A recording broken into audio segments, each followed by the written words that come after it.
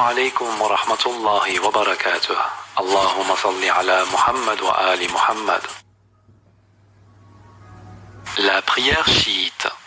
Cette vidéo n'a pas pour but de vous faire apprendre la prière chiite, mais plutôt de prouver que cette prière est plus proche de la prière du prophète sallallahu alayhi wa sallam que ne l'est la prière des Ahl-Sunnah ou de ce qu'on appelle les sunnites.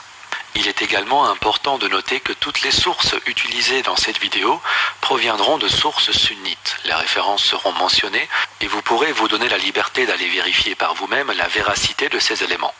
Avant de commencer, une dernière chose, le but de cette vidéo n'est également pas de justifier la prière chiite à travers les sources sunnites. Nous n'avons pas besoin de sources sunnites pour justifier notre prière. Nous avons nos propres sources et nous nous basons sur nos sources pour justifier et pour pratiquer nos croyances et nos idéologies. Si je montre des sources sunnites dans cette vidéo, c'est uniquement pour montrer à ceux qui se proclament du sunnisme que non seulement leur pratique est erronée, et cela est prouvé à travers leurs propres sources, mais qu'en plus la pratique des chiites dans la prière est la réelle pratique. Et ceci est encore une fois prouvé dans leurs sources. Bien, commençons sans plus attendre. Le prophète sallallahu alayhi wa sallam a prié durant 23 années, ce qui fait 276 mois, ce qui fait 8280 jours.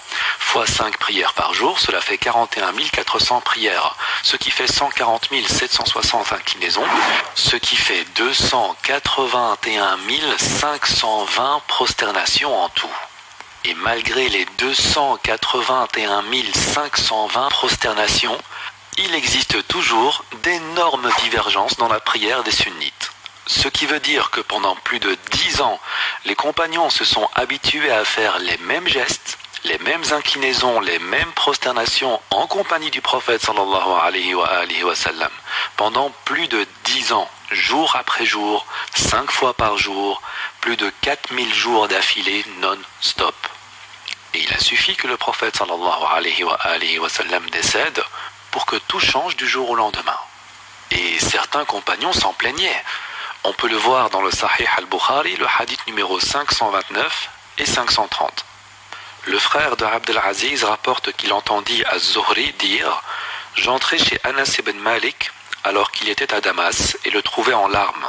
« Qu'as-tu à pleurer ?» lui dis-je. « Ah, répondit-il, je ne reconnais plus rien de ce que j'ai vu autrefois. » Il ne restait que la prière, et la prière elle-même est négligée. 529, Anas dit « Je ne reconnais plus rien de ce qui était au temps du prophète sallallahu alayhi wa sallam. » Et la prière, lui dit-on ? La prière, répondit-il, « Ah, vous la pratiquez singulièrement. » Ici, la traduction est mauvaise. « Vous la pratiquez singulièrement » a été traduit de l'arabe « N'y avez-vous pas négligé ce que vous y avez négligé ?» Anas ibn Malik dit qu'il ne reconnaît plus rien de la sunna du prophète sallallahu alayhi wa sallam. Plus rien. Même pas la prière qui est négligée, comme il le dit si bien. La prière est négligée. À qui est-ce qu'il le dit ? À Az-Zuhri. Az-Zuhri qui était un tabi'i, ce n'était pas un compagnon, il n'a jamais connu le prophète sallallahu alayhi wa sallam, mais il est venu à la génération juste après. C'est-à-dire que les choses ont changé très rapidement après la mort du prophète sallallahu alayhi wa sallam. Comment cela peut être possible ? Comment est-ce que des compagnons se sont permis de changer la sunna du prophète sallallahu alayhi wa sallam, y compris la prière ? Ceci est clairement expliqué dans vos textes. Regardez. Le Sahih de Bukhari au hadith 6582. Anas rapporte que le prophète sallallahu alayhi wa sallam a dit « Des hommes d'entre mes compagnons viendront à moi vers le bassin, mais à peine les aurais-je reconnus qu'on les éloignera de moi. Ce sont mes compagnons, m'écriai-je. On me répondra « Tu ne sais donc pas ce qu'ils ont fait après ton départ. » Hadith suivant. Le prophète sallallahu alayhi wa sallam a dit « Je vous devancerai au bassin. Quiconque passera auprès de moi y boira, et quiconque y boira ne sera plus jamais altéré.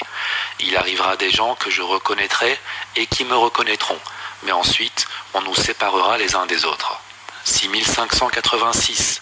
D'après certains compagnons du prophète sallallahu alayhi wa sallam, celui-ci a dit « Il arrivera vers moi au bassin des hommes d'entre mes compagnons, on les en écartera. Seigneur, dirai-je, ce sont mes compagnons. Ne sais-tu donc pas, répondra Dieu, ce qu'ils ont fait après ton départ? Ils sont retournés en arrière en marchant à reculons. » Sahih de Muslim, le hadith 5978. Le messager d'Allah sallallahu alayhi wa sallam a dit « Je serai votre devancier au bassin. Je me battrai pour certains, puis je serai dominé. Je m'exclamerai alors « Ô Seigneur, mes compagnons, mes compagnons !» Et on répondra « Tu ne sais pas ce qu'ils ont innové après toi. » Ce hadith est rapporté d'après plusieurs chaînes de transmission. Son authenticité est indiscutable. Et dans le Sahih de Bukhari, nous avons une petite précision par rapport à ce même hadith. Regardez bien, c'est le 6587. D'après Abu Huraira, le prophète sallallahu alayhi wa sallam a dit « Pendant que j'étais debout, une troupe de gens arriva. Au moment où je les reconnaissais, un homme surgit entre eux et moi en disant « Par ici ». « Où donc ?» demandai-je. « En enfer, par Dieu, répondit-il. « Que leur est-il donc arrivé ?» repris-je. « Ils sont retournés en arrière en marchant à reculons après ton départ, me fut-il répondu. » Un peu plus loin dans le hadith, on voit « Je ne crois pas qu'il y en ait de délivrés parmi eux, sinon un nombre infime tel celui des animaux qui s'égarent dans un troupeau. » La situation est claire. On ne peut plus clair. La majorité des compagnons du prophète sallallahu alayhi wa sallam ont apostasié après la mort de ce dernier, ont innové après la mort de ce dernier et seront destinés à l'enfer d'après tous les hadiths que nous venons de lire. Ceux qui y échapperont seront en nombre infime, c'est-à-dire très petit nombre. Il n'y a donc que très peu de compagnons qui ont gardé la sunna du prophète sallallahu alayhi wa sallam et qui l'ont transmise de manière exacte. Et c'est encore une fois la raison pour laquelle le prophète sallallahu alayhi wa sallam ne nous a jamais demandé de nous attacher aux compagnons. Le prophète sallallahu alayhi wa sallam a laissé deux poids, le Coran et les Ahl al-Bayt. Je répète, le Coran et les Ahl al-Bayt. Et qui sont les Ahl al-Bayt? Ali, Fatima, Hassan, Hussein et la descendance de Hussein alayhum salatu wassalam. Est-ce que Ali alayhi salam avait des manquements dans sa prière? Absolument pas. Et ceci, encore une fois, peut être prouvé. Sahih de Bukhari, au hadith 786. Ibn Abdullah a dit « Avec Imran ibn Hussein, je fis la prière derrière Ali ibn Abi Talib comme imam. Ce dernier prononçait le takbir quand il se prosternait. Il le prononçait également lorsqu'il relevait la tête et encore quand il se levait après les deux premiers cycles de prière. La prière achevée, Imran ibn Hussein me prit par la main et me dit « Cet homme vient de me rappeler la prière de Muhammad sallallahu alayhi wa sallam. » Ou, suivant une variante, « Cet homme vient de diriger notre prière comme le faisait Muhammad sallallahu alayhi wa sallam. » Voilà la raison pour laquelle le prophète sallallahu alayhi wa sallam nous a laissé deux poids, le Coran et les Ahl al-Bayt. Car la pratique des Ahl al-Bayt est totalement conforme à la sunna du prophète sallallahu alayhi wa sallam. Mais vous avez décidé délibérément de vous écarter de ce deuxième poids pour aller suivre l'enseignement de certains compagnons dont la plupart iront en enfer. Bien. Établissons un tableau comparatif entre la prière dite sunnite et la prière chiite. Nous nous accordons tous à dire que la prière commence par Allahu Akbar en levant les mains au niveau des oreilles. Ensuite, les sunnites croisent leurs bras sur leur poitrine ou sur leur ventre, tandis que les chiites relâchent les bras le long du corps. Laquelle de ces deux pratiques est la plus correcte? Vérifions ça ensemble. Avant tout, il y a une divergence entre les quatre écoles sunnites à ce propos pour ne pas changer. Les malikites, eux, prient effectivement avec les bras le long du corps, tandis que les trois autres écoles prient avec les bras croisés. Et pour les trois autres écoles qui prient avec les bras croisés, il y a encore divergence pour savoir s'il faut les croiser en dessous du nombril, au-dessus du nombril ou sur la poitrine. Mais que dit la sunna à ce propos? Faut-il les croiser ou faut-il les relâcher? Voyons voir dans le Sunan d'Abi Daoud au hadith 739. Allons directement à l'essentiel. Je suis allé vers Ibn Abbas et lui ai dit « J'ai vu Ibn az-Zubayr prier comme je ne l'avais jamais vu auparavant. Je lui ai alors raconté à propos du fait qu'il levait ses mains, c'est-à-dire lever ses mains après chaque prosternation et après chaque inclinaison. Il dit: si tu veux voir la prière du prophète sallallahu alayhi wa sallam, suis la prière qui est faite par Abdullah ibn az-Zubayr. Et ce hadith est sahih, c'est-à-dire que selon les sunnites, Abdullah ibn az-Zubayr est quelqu'un de très fiable et quelqu'un sur lequel on peut prendre exemple pour prier comme le prophète sallallahu alayhi wa sallam. Voyons donc voir comment est-ce que Abdullah ibn az-Zubayr priait. Est-ce qu'il relâchait les mains ou est-ce qu'il les croisait? Dans le Musannaf d'Ibn Abi Shayba au volume numéro 3 à la page 325, hadith numéro 4971, de Yazid ibn Ibrahim a dit: j'ai entendu Amr ibn Dinar dire: Ibn az-Zubayr priait avec les bras relâchés. Et dans d'autres versions, on peut voir que Ibn az-Zubayr a appris la prière de son père, qu'il a appris de Abu Bakr, qu'il a appris du prophète sallallahu alayhi wa sallam. Et nous pouvons également retrouver dans le Musannaf de Abd al-Razzaq, au 2e volume, à la page 276, tout un chapitre qui relate que certains compagnons et tabi'in détestaient le fait de croiser les bras dans la prière et préféraient tous le relâchement.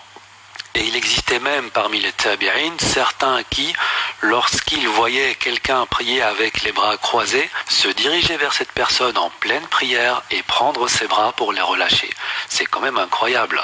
Et ceci est relaté dans le Musannaf d'Ibn Abi Shayba, le même volume, la page 326, au hadith 4974, où il est dit: Abdullah ibn al-Aizar a dit: je tournais avec Saïd et j'ai vu un homme prier avec l'une de ses mains posée sur l'autre, celle-ci sur celle-là et celle-là sur celle-ci. Il est alors parti, donc sans doute Saïd, il est alors parti séparer les deux mains, sous-entendu de cette personne qui priait avec les mains attachées, et il est revenu.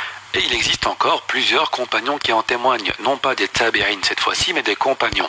Dans le Sunan d'Ibn Majah, au hadith 1061, il est dit ce qui suit.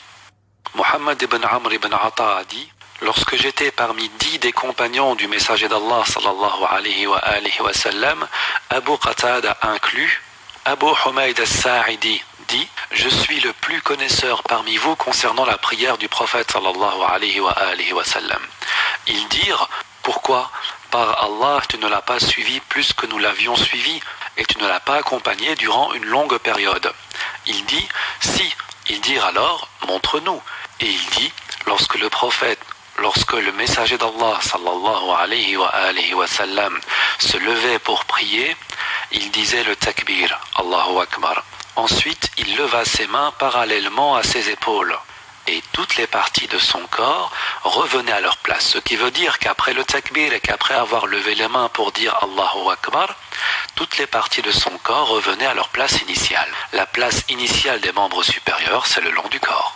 Le hadith dit ensuite: après cela, il récitait, etc. Le hadith est très long, jusqu'à arriver au moment où, lorsque ce compagnon finit d'expliquer comment est-ce que la prière du prophète sallallahu alayhi wa sallam se faisait, les autres compagnons, donc les 10 compagnons qui étaient présents avec lui, dirent: tu as dit la vérité.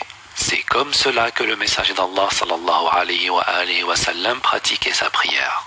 On a donc ici 10 compagnons qui témoignent que le prophète sallallahu alayhi wa sallam priait avec les bras le long du corps. Et il existe encore de multitudes d'autres preuves qui témoignent de ce même fait, par exemple dans Al-Ma'ani, le Muwatta de Malik, Tariq Baghdad, etc. Je ne vais évidemment pas toutes les relater ici, mais je vous invite à aller vérifier cela par vous-même. Nous avons donc la preuve que le prophète Mohammed sallallahu alayhi wa sallam priait les bras le long du corps. Mais alors, d'où vient la pratique consistant à croiser les bras? Est-ce que cela se faisait du temps du prophète sallallahu alayhi wa sallam? Et comment ce dernier réagissait face à cette pratique? Dans le Sunan d'Abi Daoud, au hadith 903, il est dit: Ziyad ibn Subayh al-Hanafi a dit: j'ai prié à côté de Ibn Omar et placé mes mains sur ma khasira. Al-khasira, c'est au niveau des hanches. Quand il finit de prier, il dit: cela ressemble à la crucifixion dans la prière, et le messager d'Allah sallallahu alayhi wa sallam l'a interdit. Et c'est un hadith sahih. Le prophète l'a interdit. D'où vient cette pratique? Sahih al-Bukhari 3458. Masruq rapporte que Aïcha réprouvait que l'homme qui faisait sa prière plaça sa main sur sa hanche, disant que les Juifs pratiquaient cette attitude. Confirmation par le messager d'Allah sallallahu alayhi wa sallam dans le Musannaf d'Ibn Abi Shayba. Au volume numéro 3, à la page 319, au hadith 4958, il est dit, Al-Hassan a dit, le prophète sallallahu alayhi wa sallam a dit, c'est comme si je voyais les rabbins de Bani Israël mettre leur main droite sur leur main gauche dans la prière. Et effectivement, c'est ce qu'il en ressort dans leurs livres, dans les livres judaïques, hébraïques, notamment dans le Shulchan Aruch ou dans le Beit Yosef. Si vous recherchez à travers les textes hébraïques, vous trouverez effectivement que dans leur prière, mettre la main droite sur la main gauche a toute une signification. Et d'ailleurs, on peut le voir à travers la prière d'Amida, par exemple, dans cette vidéo. La pratique du qabd, donc du croisement de bras dans la prière, est clairement interdit et provient clairement de la religion des Ahl al-Kitab, des gens du livre. Or, que dit Allah à ce propos?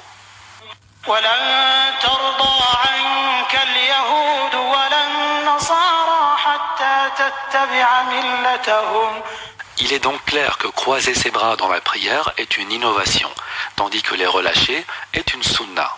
Ensuite, sunnites comme chiites lisent la première sourate du Coran, l'ouverture, Al-Fatiha, suivie d'une deuxième sourate au choix.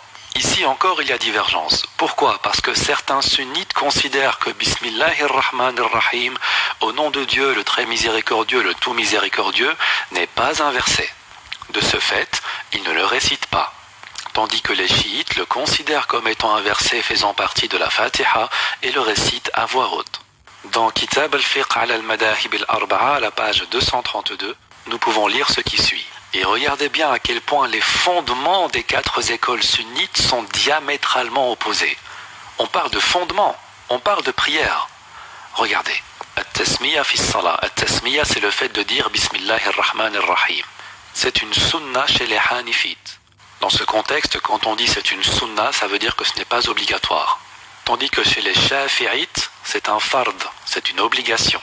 Et les Malikites disent, elle est détestable. Et effectivement, les Malikites ne prononcent pas la basmala dans la prière. Regardez. Allahu Akbar.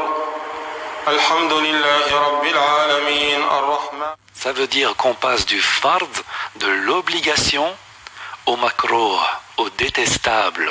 Ce qui veut dire que pour les Shafi'i, ceux qui ne disent pas Bismillahir-Rahmanir-Rahim ont un manquement dans leur prière. Leur prière n'est pas acceptée puisque c'est un fard, c'est une obligation. Ce qui veut dire donc que pour les Shafi'i, la prière des Maliki n'est pas acceptée. C'est incroyable d'avoir autant de divergences dans votre religion. Et pour justifier cela, vous dites que dans la divergence, il y a un khair, il y a une baraka. Bien. Qui a raison? Qui a tort? Le tafsir de Suyuti ad-Dur al-Manthur dans le volume numéro 1 à l'exégèse de la sourate al-Fatiha. On peut lire à la page numéro 10 un hadith de Abu Huraira. Le messager d'Allah sallallahu alayhi wa sallam a dit: il y a 7 versets dans Alhamdulillahi Rabbil Alamin et Bismillahir-Rahmanir-Rahim est l'un d'eux. Bismillahir-Rahmanir-Rahim fait partie de ces versets. Aussi dans le tafsir d'Ibn Kathir, nous trouvons ce qui suit. Bismillahir-Rahmanir-Rahim, au nom de Dieu le tout miséricordieux, c'est avec ce verset que les compagnons ouvraient le livre de Dieu. Donc cela est recommandable au début de tout discours ou autre travail. À cet effet, il est rapporté que l'envoyé de Dieu sallallahu alayhi wa sallam a dit: toute chose, écoutez, toute chose qui ne commence pas avec Bismillahir-Rahmanir-Rahim est mutilée. Dans le même tafsir, mais en arabe, qui est un petit peu plus complet que la version française, il est dit au volume 1 à la page 117, la basmala est un verset. Cela est également l'opinion de beaucoup de compagnons, des tabi'i, des imams, des salafs et des générations qui suivent. Par exemple, c'est l'avis d'Abu Huraira, d'Ibn Omar, d'Ibn Abbas, de Muawiyah, de Omar, de Ali, alayhi salam, d'Abu Bakr, de Uthman, etc. La liste est très longue. Il dit ensuite qu'à partir du moment où la basmala fait partie de la Fatiha, elle devrait être récitée à voix haute, aussi bien que l'est la Fatiha, puisqu'il s'agit d'un verset parmi d'autres. Et ceci, dit-il, est également prouvé dans le Sunan de Nasa'i par exemple.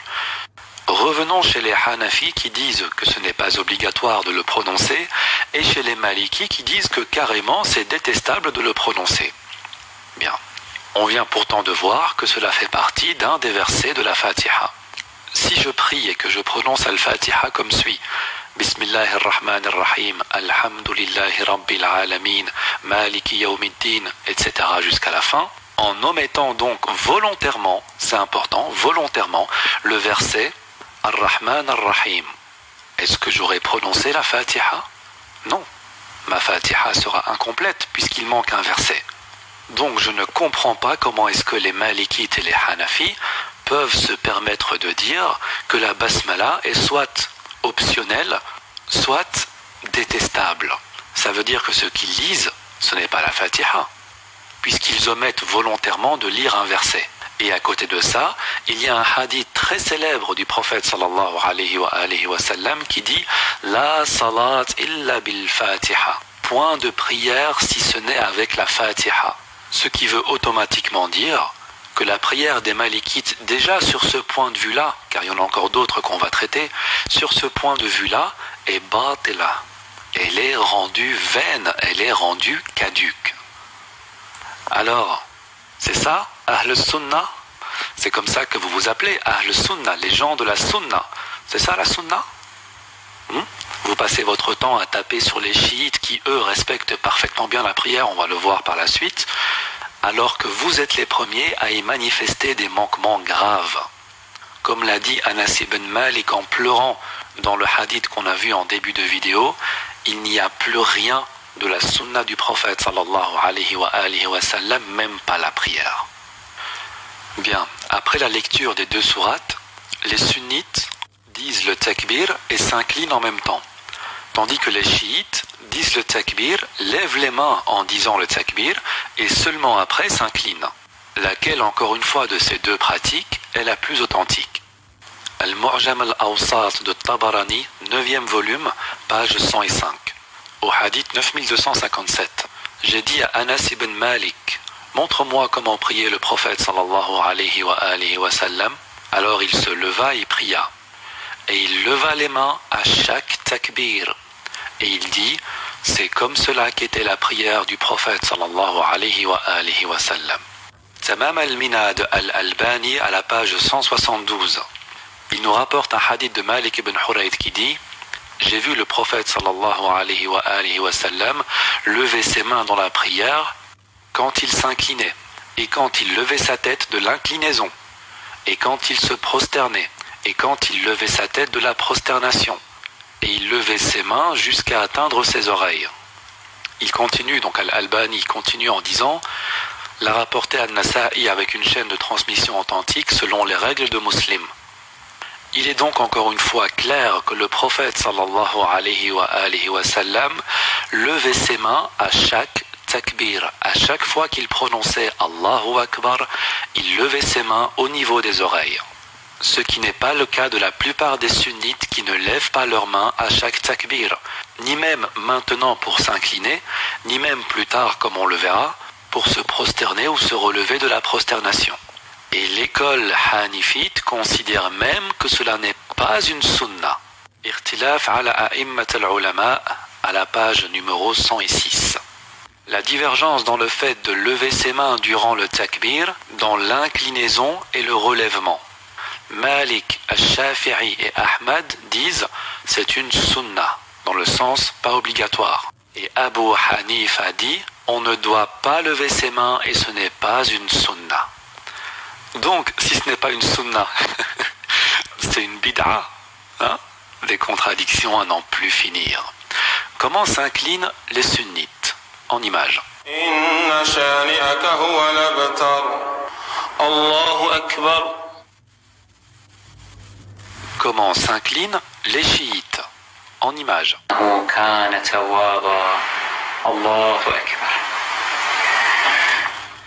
Ahl-Sunnah, n'est-ce pas? Dans l'inclinaison, sunnites comme chiites disent des glorifications. Subhana rabbiyal azim wa bihamdih 3 fois. Ensuite, il y a le redressement. Durant le redressement, Les sunnites disent Sami Allahu liman hamidah en levant les mains. Les chiites, eux, se redressent mais sans lever les mains, étant donné qu'il n'y a pas de takbir. Ensuite, il y a la prosternation.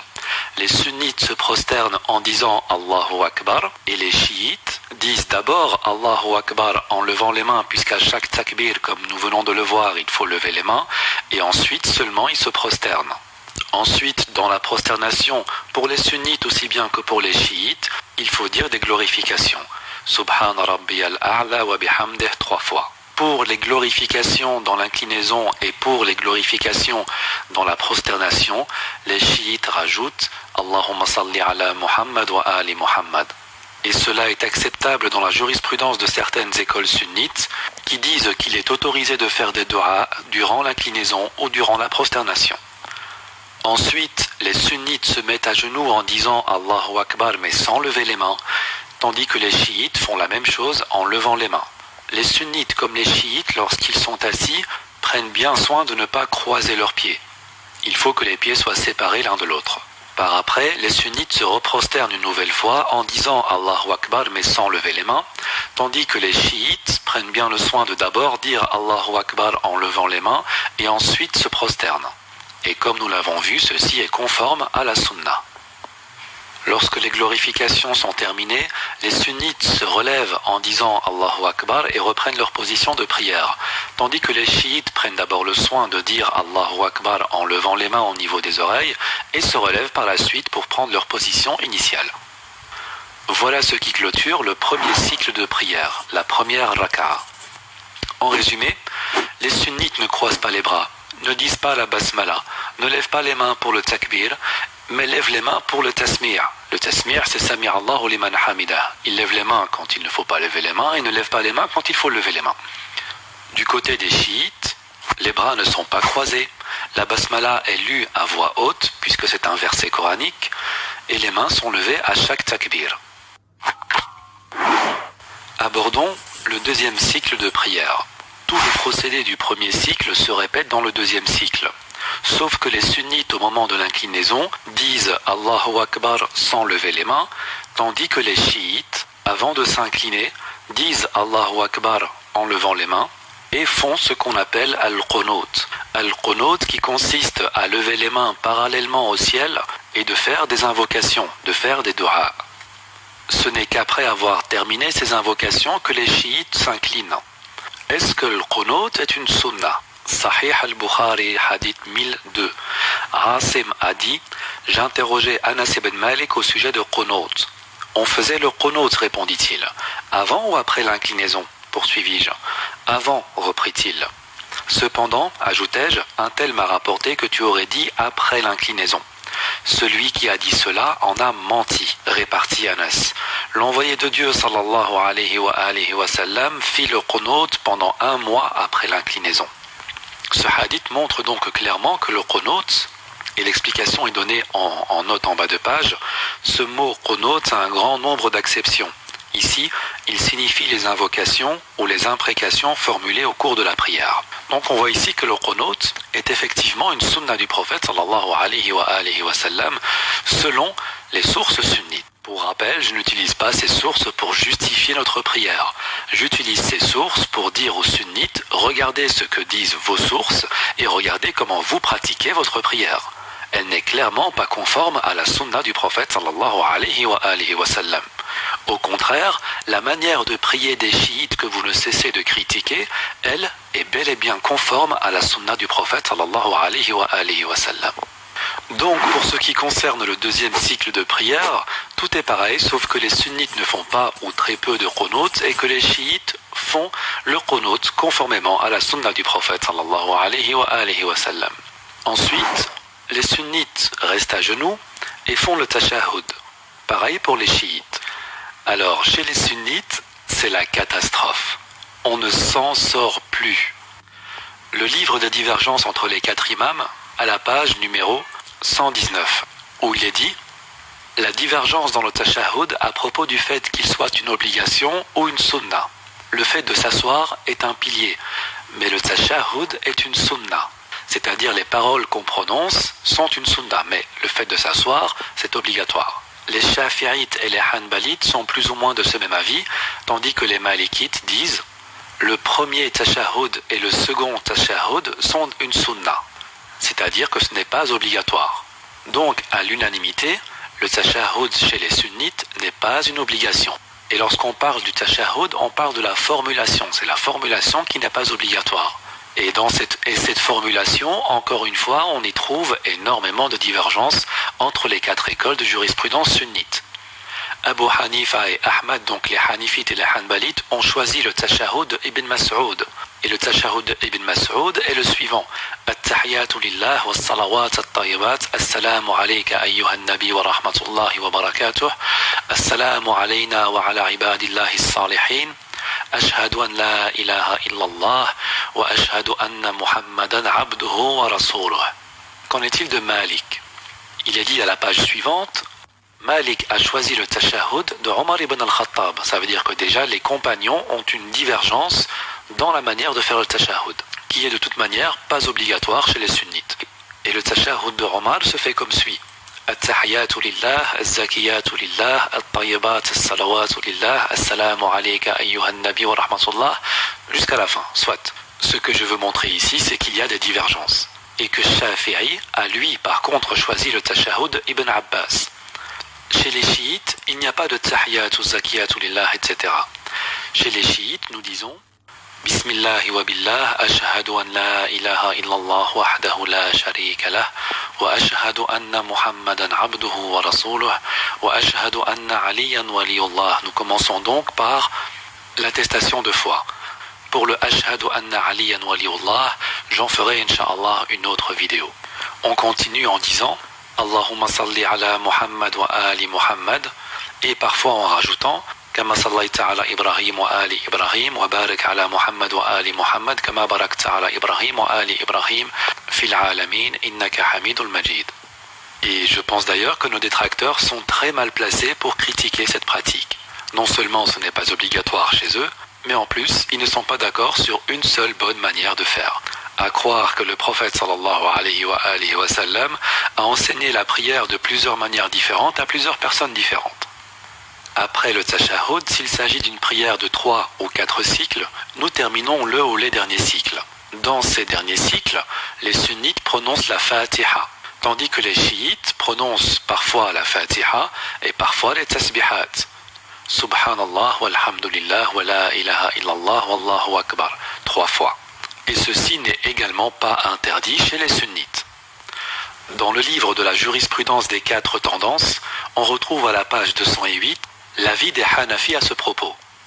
Il parle donc de la lecture d'Al-Fatiha dans les 2 premières rak'at, et lorsqu'il arrive ici, il dit « Et dans les rak'at suivantes obligatoires, la lecture d'Al-Fatiha est une sunna, donc n'est pas une obligation. » Comme il dit un peu plus haut, il est obligatoire qu'elle soit, donc la lecture de la Fatiha, dans les 2 premières rak'at. Et pour celui qui ne la lit pas dans les 2 premières rak'at d'une prière à 4 rak'at, il devra la lire dans ce qui suit pour que sa prière soit valide. Il est donc clair ici qu'il faut lire Al-Fatiha au moins 2 fois dans la prière. Soit les 2 premières rak'at, soit si on n'a pas fait les 2 premières rak'at et que c'est une prière à 4 rak'at, on les lit dans les 2 dernières. Ce n'est pas moi qui le dis, c'est Abu Hanifa. Et les Hanafites agissent de cette manière. Pour les chiites, quant à eux, il est obligatoire de réciter Al-Fatiha dans au moins les 2 premières rak'at. La 3e et la 4e, on peut réciter les tasbihat. Après avoir fini le dernier cycle, on arrive encore une fois au tashahhud, suivi du taslim. Chez les sunnites, il est suivi du taslim, donc assalamu alaykum wa rahmatullah, et chez les chiites, il est suivi du taslim et du takbir. Le takbir étant prononcé par 3 fois. Chez les sunnites, le taslim n'est même pas obligatoire. Dans le livre des divergences entre les imams des savants, à la page 123, il est dit la divergence dans est-ce que le taslim, est-ce que le salam fait partie de la prière ou pas. Les malikites, les shafi'ites et les hanbalites disent cela fait partie de la prière, mais les hanafites disent cela ne fait pas partie de la prière. C'est-à-dire que ce n'est pas un pilier de la prière. Il peut être fait, mais s'il ne l'est pas, ce n'est pas grave puisque ce n'est pas la prière. Quant au fait de tourner sa tête à droite et à gauche en disant Assalamu alaikum wa rahmatullah, cela encore une fois présente un cas de divergence chez les sunnites. 3 écoles sur 4 font effectivement ce geste et les malikites, eux, ne le font qu'à droite. Chez nous, chiites, tourner la tête durant la prière, c'est se détourner de la qibla. Nous ne sommes plus face à la qibla si nous tournons la tête. De ce fait, la prière est annulée. C'est pourquoi nous gardons notre tête droite durant la formulation du taslim. Et après le taslim, nous disons Allahu Akbar 3 fois. Et ceci est une sunna du prophète sallallahu alayhi wa sallam qui a été abandonnée à l'unanimité des sunnites. Sahih al-Bukhari, hadith 842, Ibn Abbas a dit « Je savais que la prière du prophète sallallahu alayhi wa sallam était terminée quand j'entendais le takbir ». C'est également un hadith qui peut être retrouvé dans le Sunan de Nasa'i et dans le Sunan d'Abi Daoud. Je vous laisse le soin de faire ces recherches par vous-même. Et comme les chiites font 3 takbirs à la fin de la prière et qu'à chaque takbir il faut lever les mains, il est évident de voir un chiite lever ses mains 3 fois au bout de la prière.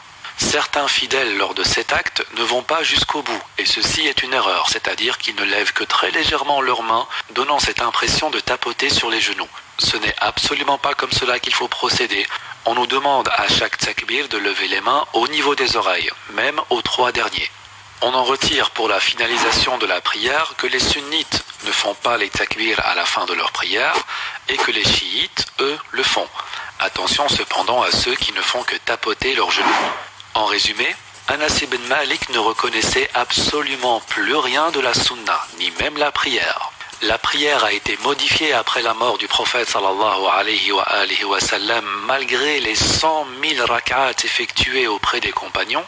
Il existe 4 écoles sunnites et apparemment aussi 4 manières différentes de prier, à croire que le prophète sallallahu alayhi wa sallam a enseigné plusieurs prières différentes à plusieurs compagnons différents. Ce n'est pas pour rien que le prophète sallallahu alayhi wa sallam nous a demandé de suivre le Coran et les Ahl al-Bayt. Les Ahl al-Bayt n'ont jamais innové puisqu'ils sont purifiés par Allah à travers la sourate 33, verset 33. Et nous avons vu d'ailleurs que la prière de Ali ibn Abi Talib alayhi salatu wassalam a rappelé celle du messager d'Allah sallallahu alayhi wa sallam. Et ce qui est encore plus étonnant, c'est qu'aucun des 4 jurisconsultes sunnites n'a pris l'exemple, pour ceux que j'ai cités en tout cas, sur Ali ibn Abi Talib alayhi salam, alors que le prophète sallallahu alayhi wa sallam nous a bien ordonné de suivre les Ahl al-Bayt. Nous avons vu aussi à travers quelques hadiths que la plupart des compagnons iront en enfer pour avoir innové. Et vous suivez quand même ces compagnons. Subhanallah, quelle logique. Alors, qu'est-ce qu'on doit vous dire? Parce qu'on est un peu perdu. Jumu'ah Mubaraka ou Shabbat Shalom? Assalamu alaikum wa rahmatullahi wa barakatuh. Allahumma